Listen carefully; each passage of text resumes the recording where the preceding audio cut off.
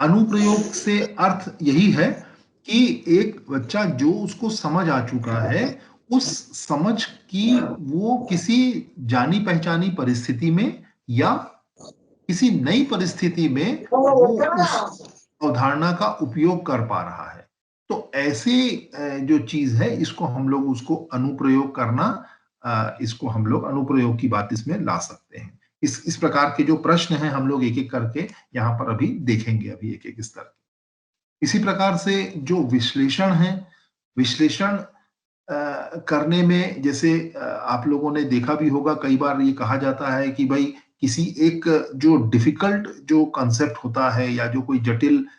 कोई अवधारणा होती है, उसको अगर छोटे छोटे टुकड़ों में अगर पढ़ा जाए और इस बात पे ध्यान रखा जाए कि हर टुकड़ा एक पूरी अवधारणा से किस प्रकार से जुड़ा हुआ है, तो इस प्रकार का जो एक उसमें हम लोग अगर बात करते हैं, जिसको कि हम लोग एक एनालिसिस करना कहते हैं, छोटे छोटे हिस्सों में बांट देते हैं और हर छोटे हिस्से को एक संपूर्ण के साथ उसके संबंध को अगर हम लोग देख पा रहे हैं, तो इसका अर्थ यह है कि हम अपनी जो कंसेप्ट है उसको हम एक एनालिसिस कर पा रहे हैं, हम उसका विश्लेषण करते हैं। बिल्कुल ऐसे ही जो संश्लेषण की बात है, अगर आप लोग कोई बताना चाहें संश्लेषण से आप लोग क्या अर्थ निकालते हैं, तो उसको हम लोग अपने अवधारणाओं के केस में जो है उसको हम लोग जोड़ पाएंगे कि सिंथेसिस या संश्लेषण से क्या आशय होता है यहाँ पर, जो स्तर हम लोग ने यहाँ पर बात कर रहे हैं।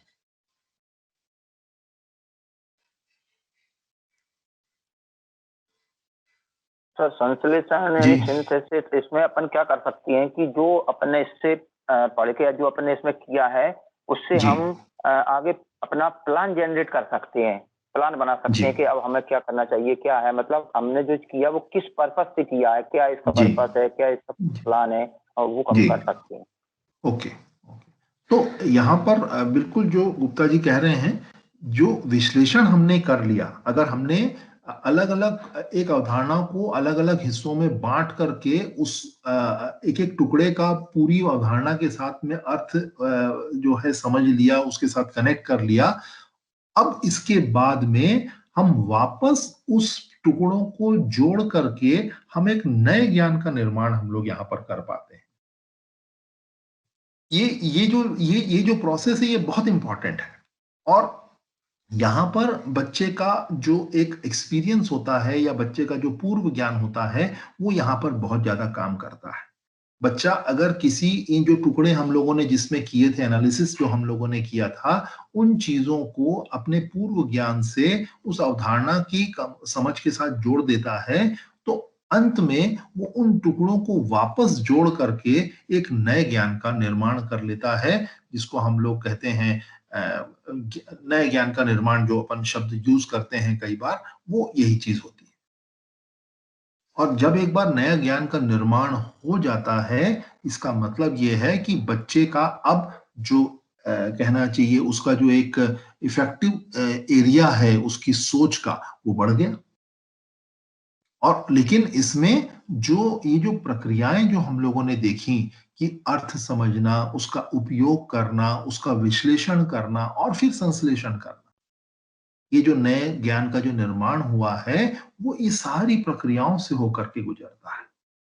और अंत में जो नया जो ज्ञान बना है, उसका जो एक इवैल्यूएशन होता है, उसका उसको जो एक मूल्य दिया जाता है, उसका जो मूल्य निर्धारित कर दिया जाता है, उसके ऊपर जो निर्णय लिया जाता है, वो हमारा मूल्यांकन हो जाता है।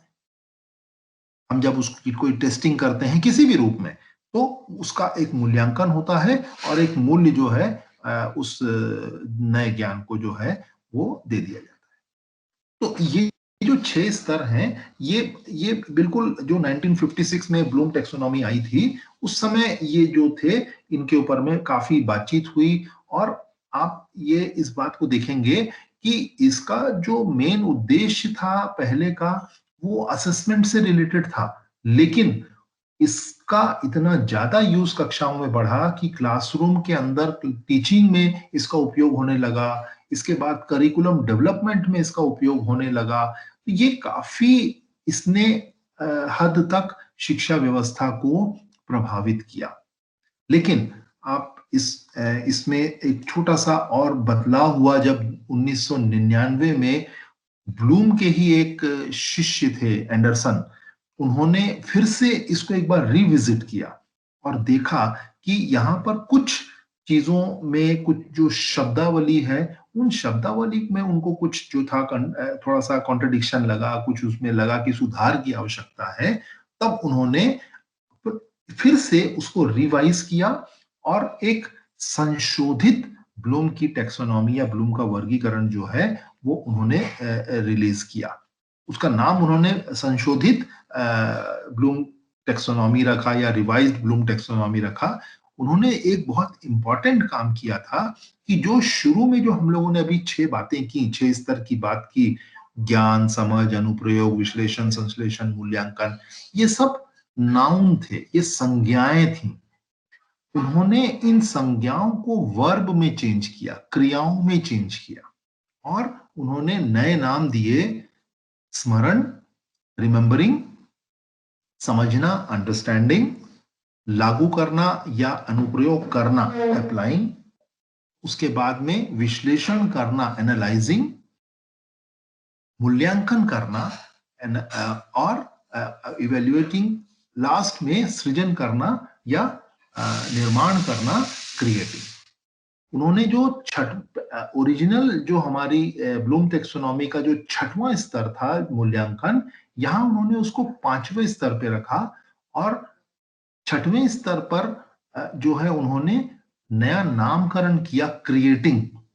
जो 5वां स्तर था हमारा ओरिजिनल, जिसको हम लोगों ने सिंथेसिस कहा था, यहाँ उन्होंने उसको नामकरण को चेंज करके लास्ट में उन्होंने रखा, उसका नाम दिया उन्होंने क्रिएटिंग।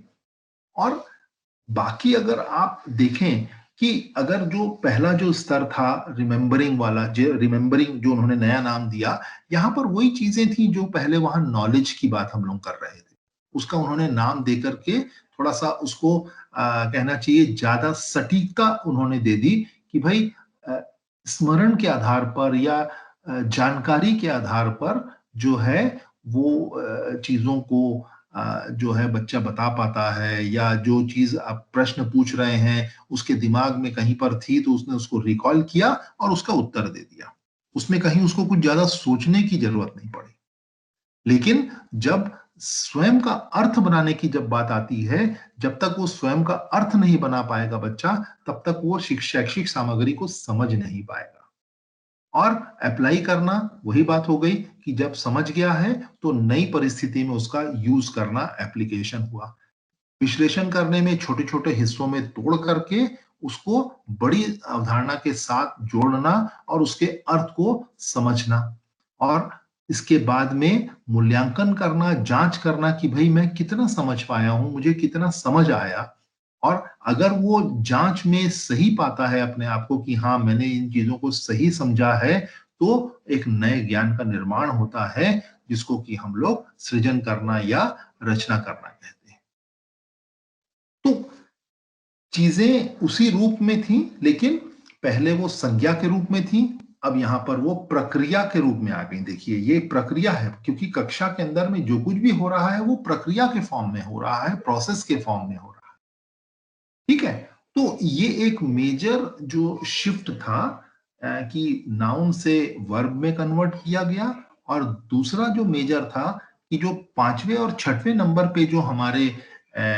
स्तर थे 5वें और 6वें, उनकी अदला-बदली की गई थी। ये 2 मेजर चेंजेस ब्लूम टैक्सोनॉमी में होकर के रिवाइज्ड ब्लूम टैक्सोनॉमी आई और हम लोग अब चूंकि जो भी बात करते हैं कक्षाओं के अंदर में, अब रिवाइज्ड ब्लूम टैक्सोनॉमी की हम लोग बात करते हैं। आप देख सकते हैं इसमें कि ये जो ब्लूम्स टैक्सोनॉमी की जो बात है, ये आप देखिए यहाँ साइड में जो बल्ब दिख रहा है, remember, understand, apply, analyse, evaluate, create, ये जो है ये रिवाइज्ड ब्लूम्स की टैक्सोनॉमी है। इसका उपयोग हम लोग आगे जो है पूरे इस हमारे जो प्रश्न बनेंगे उसके अंदर में हम लोग इसका उपयोग करेंगे।